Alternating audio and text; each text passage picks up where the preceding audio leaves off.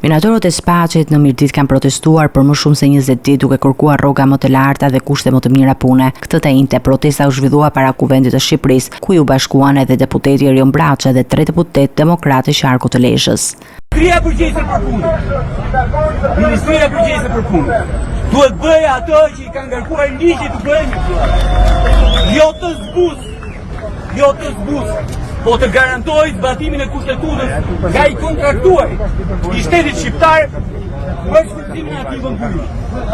Pra ministria duhet të detyrojë kontraktorin që të njohë sindikatën që ju keni krijuar, sindikatën ku ju aderoni dhe normalisht përmes saj përfaqësoheni për gjitha drejtat tuaja. Dhe kjo është themelor.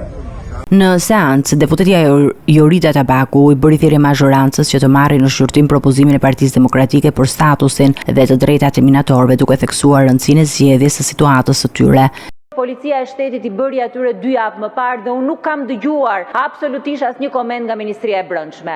Është e pakonceptueshme që minatorët të merren të rriqen zvarr nga drejtorët e policisë. Dhe e dyta, Ministra e Ekonomisë duhet menjëherë të takohet me përfaqësinë e tyre. E drejta e punës është e drejtë e shenjtë në këtë vend. Nuk mundet një kompani private t'i pengojë këto minatorë të organizohen, të kenë kërkesat e tyre, të protestojnë për më shumë të drejta dhe kjo që po ndodh me këto minator është çnjerëzore. Kështu që edhe në emër të grupit parlamentar të Partisë Demokratike i kërkoj ministrit Brendshëm që të dalë dhe t'jap llogari për sjelljen çnjerëzore që policia e shtetit është sjell me ato minator si halabak rrugësh. I kanë tërhequr zvarr punonjësit dhe ministres ekonomisë të takojnë një përfaqësi tyre dhe të diskutojnë se cilat janë problemet dhe pse këto punonjës sot po pushohen nga puna. Deklarata e saj u komentua nga deputeti i Lëvizjes Bashkë Redi Muçi, i cili i quajti thirrjen e Tabakut hipokrizi, duke krijuar një debat të shkurtër mes përfaqësuesve të partive në sallën e parlamentit.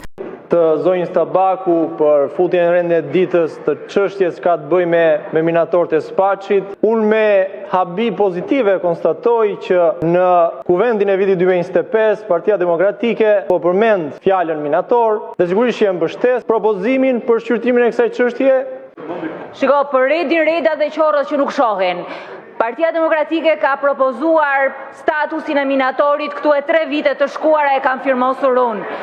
Për statusin e minatorit kemi diskutuar e debatuar në këtë sallë parlamenti. Dhe një sugjerim me qenë se je deputet i ri, të bësh opozitën e opozitës nuk të shkon. Sot duhet kishe dalë, ti kishe kërkuar llogari qeverisë. Protesta e minatorëve në reagimet parlamentare vjen në një moment kur situata e punëtorëve të minjerave të Spaqit është bërë tashmë temë qendrore diskutimeve për të drejtat e punës dhe statusin e sektorit minerar.